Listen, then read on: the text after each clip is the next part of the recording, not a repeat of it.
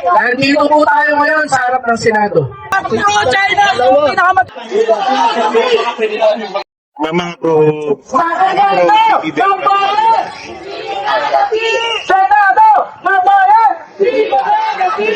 Senado ng Bayan! Senado ng Bayan! Senado ng Bayan! Senado ng Bayan! Senado ng Bayan! Senado ng Bayan!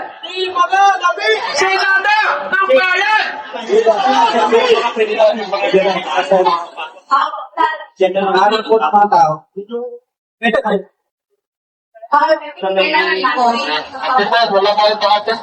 Sumisimbolo po muli itong aming pulang bulaklak bilang buwan ng pag-ibig para sa ating Pangulo, pag-ibig sa ating mga senador, pag-ibig sa lipunan ng Pilipinas, sa sambayan ng Pilipino. Ngunit sa kasamang palad po hindi tayo pinayagan. Dito na lang po natin ibibigay sa tapat upang ang Senado po natin ay mapuno ng pag-ibig para sa Pilipinas at para po sa mga Pilipino. Mga kasama, tapat natin. Wala na lalapit ang cameraman ha. Para makakuha na lahat.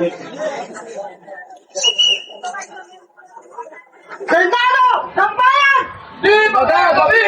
Senado ng Bayan! Di magagabi! Senado ng Bayan! Hindi magagabi! Senado! Okay, interview. Ang lalagyan po namin ang check ay mga lagye para sa paglaban sa West Philippine Sea. Tama. At now, X na simbolo para sa mga nag-no, para sa paglaban ng kinabukasan ng Pilipinas. Pala gagawin ko. Kaya pala nagkala.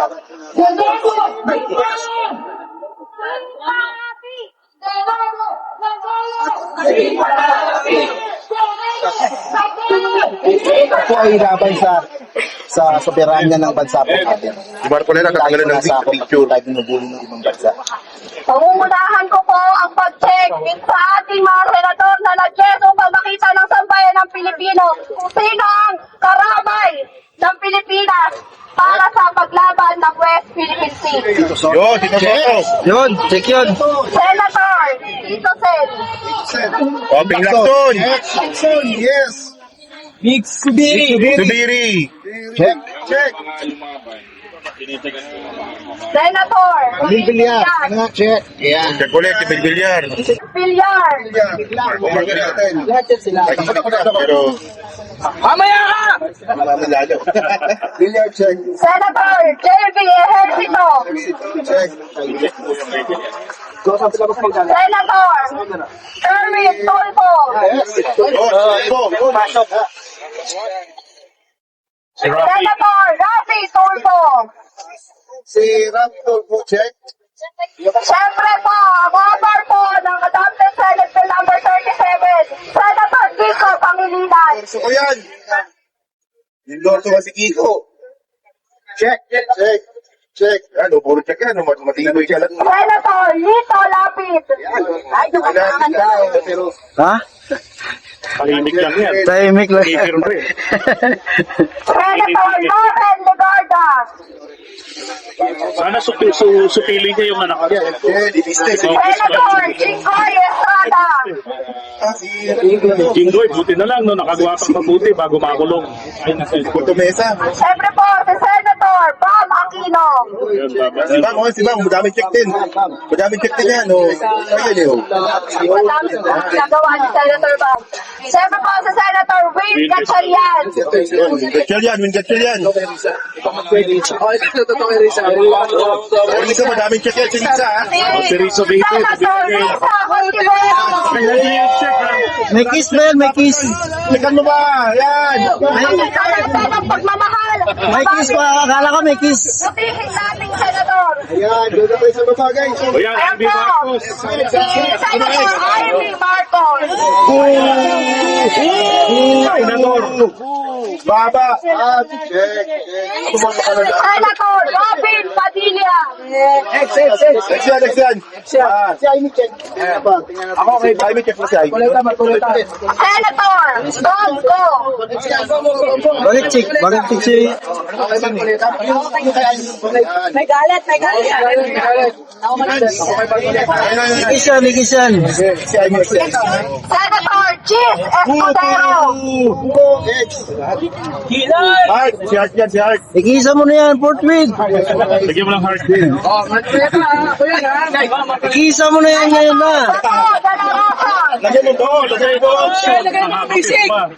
Dahil sa tensa ng isip. Senator Pia Cayetano. Sa payan. Isa pa yan. China door. Yan, si Makuleta na. Senator Dante Magpaleta. Butasin mo. Tangin mo, Makuleta. China! Pinakamatindi! Si Makuleta! Kala ko butasin mo eh. Ako, kulog na lang. Sa payan. Peter Cayetano. Yan. Hindi ka para kakapagbigay ng 10K. Ayan po! Yan po yung mga Yankees. Ayan po, nakikita po natin mga Pilipino. Kung sino po ang mga hindi para sa mga Pilipino. Kaya muli ang sigaw ng aming grupo sa NATO ng bayan. Ang tao, ang bayan.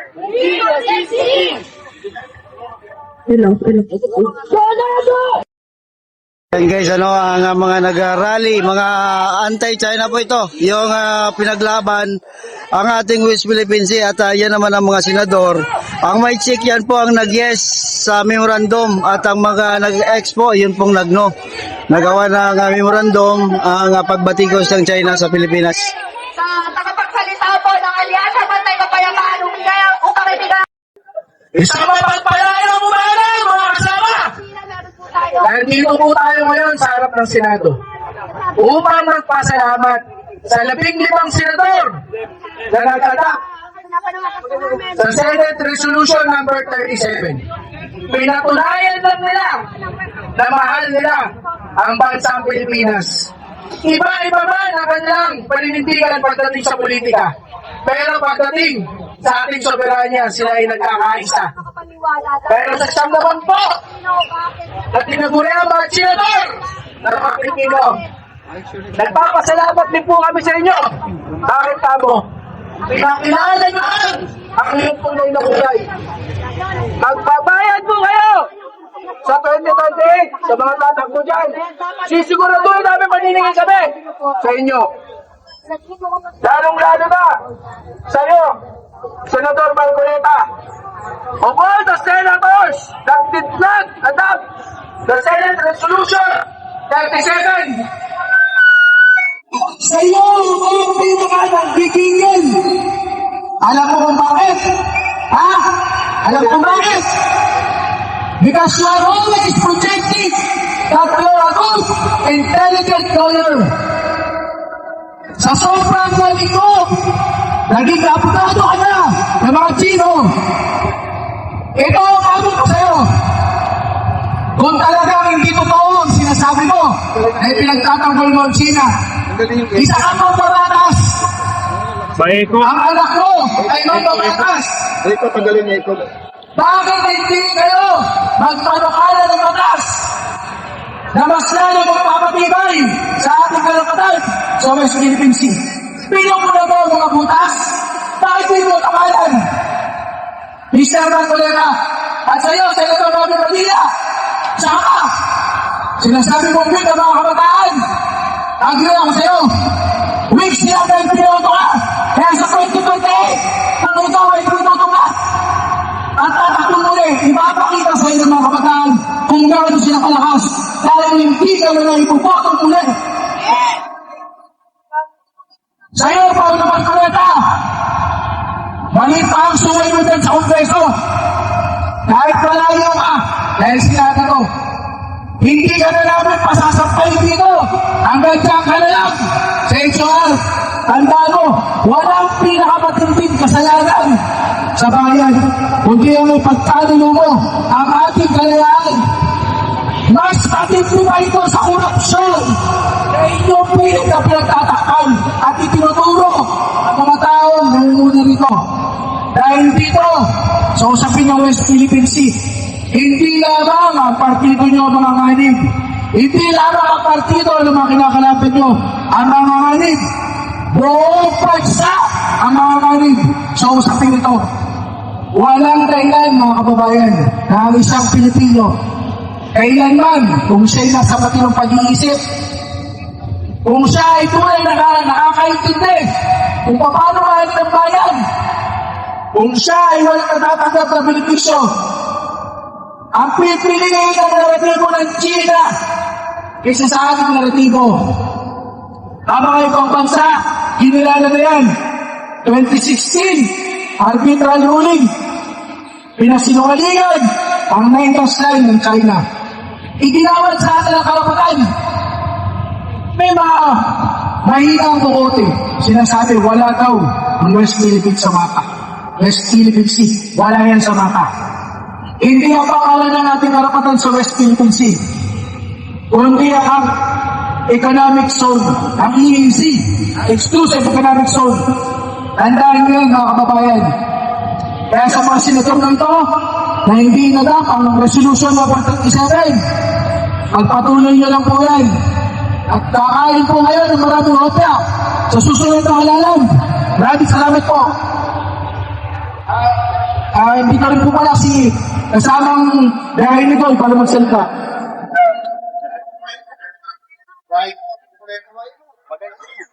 Ryan Smartulet. Sumasin na West Philippine Sea!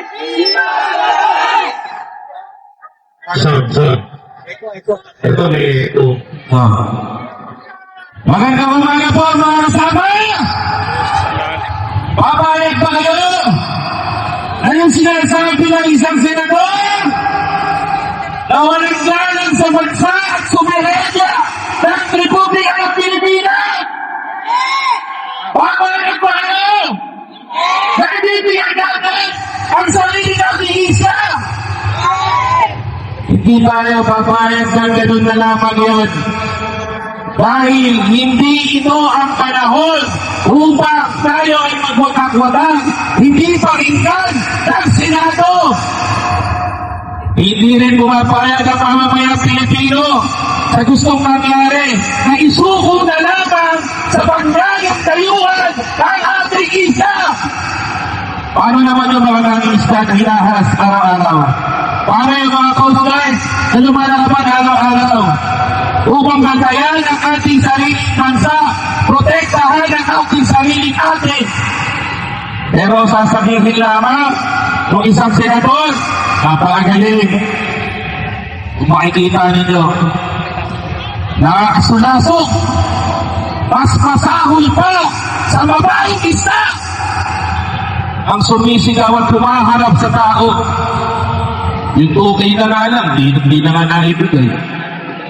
Yung pagbibigay pa kaya ng sarili natin, sarili nating isla. Kung yung paasa ngayon, kagaya ng sinabi ng kasama kong si Steven, hindi ka nang nakakaulit sa 2028, huwag kang umasa na mayroong kang mataas na makukuha dahil sa pambabastos mo sa mga Pilipino. Senator Marcoleta, ito na yung katapusan ng karir mo bilang senador ng bayan. Maraming salamat po. Atin ng West Philippine Sea! At sa pagkakataon ito, natawagan ko naman po ang ating kasama, Jeboy Sorel, mula sa Banda 67. Hello.